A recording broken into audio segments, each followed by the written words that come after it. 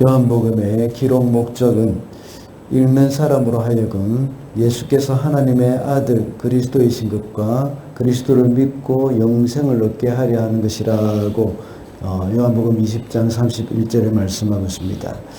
그래서 1장에서 생명의 빛으로 오신 예수 그리스도 그분에 대해서 소개를 하고 있고, 또 세례 요한이 빛이신 예수님을 증거하고 예수님을 세상 사람들에게 소개하는 장면이 나옵니다.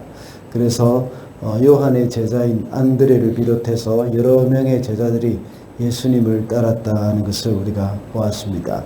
그리고 2장은 가나의 혼인잔치에서 물로 포도주를 만드는 기적을 일으킴으로써 제자들이 믿게 되었다고 기록되어 있습니다. 유월절이 되어서 예루살렘에 가셨을 때에 또 성전에 있는 장사꾼들을 예수님께서 다 쫓아내셨습니다. 그리고 이 성전을 헐라 3일 만에 내가 다시 일으키겠다고 말씀을 하심으로써 예수님 자신의 죽음과 또 부활을 예고하셨습니다. 오늘은 니고데모의 이야기가 나옵니다. 예수님은 요한복음 3장에서 니고데모와의 그런 대화를 통하여서 거듭남에 대해서 설명을 해 주십니다. 이 내용을 보면서 우리는 또다시 요한복음의 목적을 좀 더 명확하게 알 수가 있습니다. 그는 유대인의 지도자고 또 바리새인이었습니다. 한밤중에 예수님을 찾아왔죠. 그에게는 큰 딜레마가 있었기 때문입니다. 니고데모는 율법을 아주 잘 지키고 잘 알고 철저하게 지켜온 사람입니다. 그러나 율법을 아무리 철저하게 지켜도 그는 죄의 문제가 해결되지 않았던 것입니다. 고민 끝에 예수님을 찾아온 것입니다. 그래서 예수님은 니고데모의 고민이 무엇인지 아주 잘 알고 계셨습니다. 그래서 니고데모에게 누구든지 다시 나지 않으면 하나님의 나라를 볼 수 없다라고 말씀을 해 주셨습니다. 다시 난다는 말이 바로 거듭난다는 말이죠. 거듭남은 니고데모뿐만 아니라 모든 사람들에게도 해당되는 그리고 꼭 필요한 그런 말씀입니다. 그래서 오늘은 거듭나야 합니다라는 제목으로 말씀을 살펴보겠습니다. 첫째로 거듭남은 인생의 가장 중요한 일입니다. 3절에 보면 예수께서 그에게 말씀하셨다. 내가 진정으로 너에게 말한다. 누구든지 다시 나지 않으면 하나님 나라를 볼 수 없다. 세상적으로 볼 때 니고데모는 부러울 것이 없는 사람이었습니다. 그는 유대인의 지도자였습니다. 이런 사람들은 권력도 있었고 또 부유한 계층이었습니다. 그리고 바리새파 사람으로서 율법을 철저하게 잘 지켰던 인물이었습니다. 모든 사람들에게 존경을 받는 그런 인물이었죠. 그는 부와 명예 그리고 권력까지도 다 가진 사람이었습니다. 그러나 니고데모는 한밤중에 예수님을 찾아와야 할 만큼 깊은 번뇌에 빠져 있었던 겁니다. 예수께서는 니고데모의 문제가 무엇인지 정확히 알고 계셨습니다. 그래서 니고데모에게 방금 읽은 3절 말씀과 같이 누구든지 거듭나지 않으면 하나님 나라를 볼 수 없다라고 아주 직설적으로 말씀을 하신 것입니다. 세상 사람들은 니고데모와 같이 부와 권력과 명예를 얻기 위해서 온갖 노력을 다합니다. 그러나 그들은 정말 중요한 것을 놓치고 있었습니다. 그것이 바로 거듭남의 문제입니다. 사실 사람들은 거듭남의 문제를 어떻게 해결해야 할지를 알지 못해서 부와 명예, 권력을 추구하고 있는 경우가 많습니다. 부와 명예가 그들을 안전하게 해주고 또 그들에게 평안을 주는 줄 생각하기 때문입니다.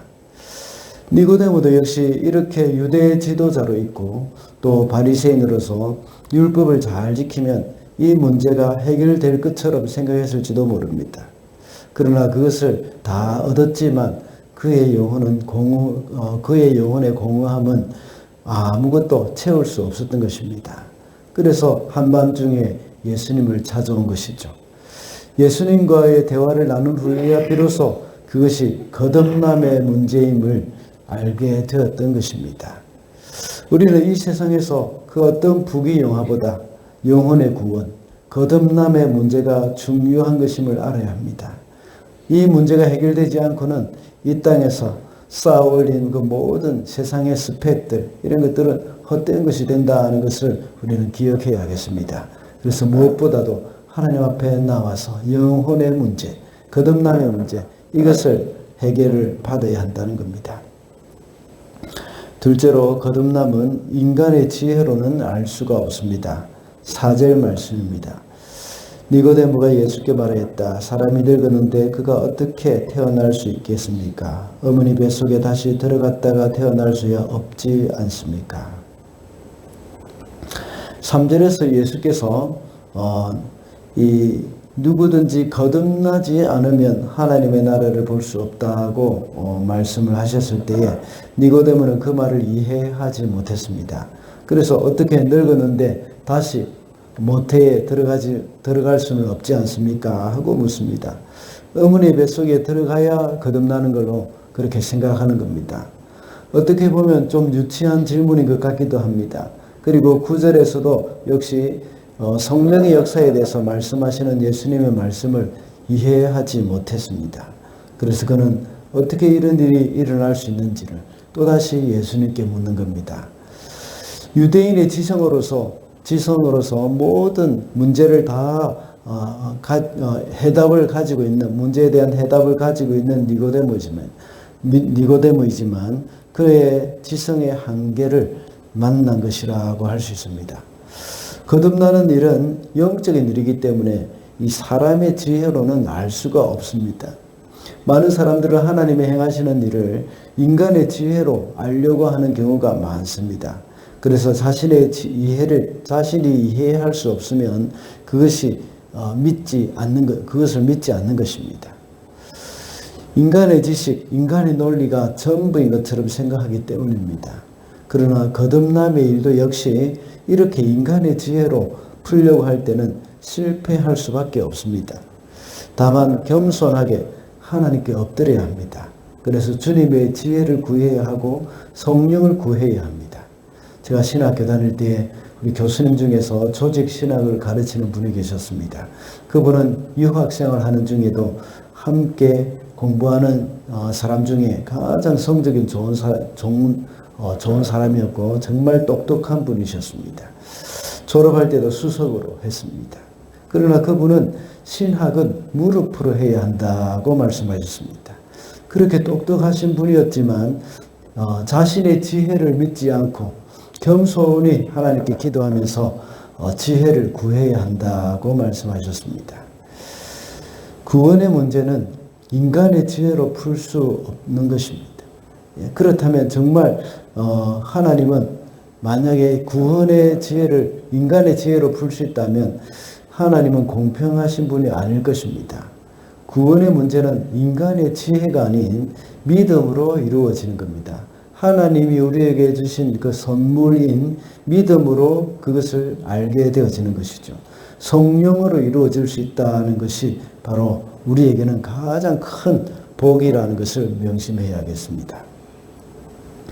마지막으로 거듭남은 성령님의 역사입니다. 5절 말씀입니다. 예수께서 대답하셨다. 내가 진정으로 너희에게 말한다. 누구든지 물과 성령으로 나지 아니하면 하나님 나라에 들어갈 수 없다. 물과 성령으로 거듭난다는 말에서 물과 성령이라는 말에 대해서 물이 워낙 이렇게 다양한 것들을 상징하기 때문에 여기서 말하는 물이 정확히 무엇을 말하는지 그것을 알기는 쉽지가 않습니다. 하지만 본문에 속한 그 요한복음에서 물이 어떤 의미로 사용되고 있는지를 살펴보면 그 물의 의미, 물이 무엇을 가리키는지 우리가 알 수가 있습니다. 요한복음 7장에 보면 물은 성령에 비유된다고 했습니다. 이러한 근거로 우리 이 오늘 본문의 니고데모 이야기에서도 역시 물과 성령이 이 동일시 되어야 한다는 것을 알 수가 있습니다. 물과 성령을 이어주는 그 물과 성령 할 때 그 과에 해당되는 그것을 헬라어로는 카이라고 하는데 이것도 역시 다양한 의미가 있습니다. 주로 그리고라는 접속사를 가리킵니다. 카이라는 것이. 그런데 여기서 말하자면 여기서는 이제 물 그리고 성령 이 말이 아니라 물 즉 성령. 물 다시 말하자면 성령 이런 의미입니다. 이것을 번역하자면 물 즉 성령으로 거듭나지 않으면 이렇게 번역을 하는 것이 좀 더 이해가 쉽습니다. 이 거듭남의 역사는 바로 성령으로 말미암아 가능하다는 겁니다. 앞서 말씀드렸듯이 우리가 아무리 지혜가 많고 이해력이 뛰어난다고 하더라도 성령님의 도우심이 없이는 거듭날 수가 없습니다. 이것을 아무리 설명해도 알지 못하는 경우는 굉장히 많습니다. 그러므로 우리는 성령님의 은혜를 의지해야 합니다. 성령님의 도우심이 없이는 복음을 이해할 수도 없고 예수님이 하나님이심을 이해할 수도 없습니다. 더 나아가서 예수님의 부활도 역시 이해가 안 되는 겁니다. 우리의 구원도 없다는 것을 우리는 명심해야 합니다. 그러므로 우리는 성령님을 의지해야 하고 성령님에 의해서 거듭남이 이루어진다는 것을 우리는 기억을 해야겠습니다. 말씀을 맺겠습니다. 오늘은 거듭나야 합니다라는 제목으로 말씀을 살펴보았습니다. 거듭남은 인생의 가장 중요한 일이라고 했습니다. 그리고 거듭남은 인간의 지혜로는 알 수가 없고 성령님의 역사라는 것을 기억하면서 오직 우리는 성령님만 의지해야겠습니다. 그래서 날마다 거듭난 사람으로서 주님과 동행하는 저와 여러분이 되시기를 바랍니다.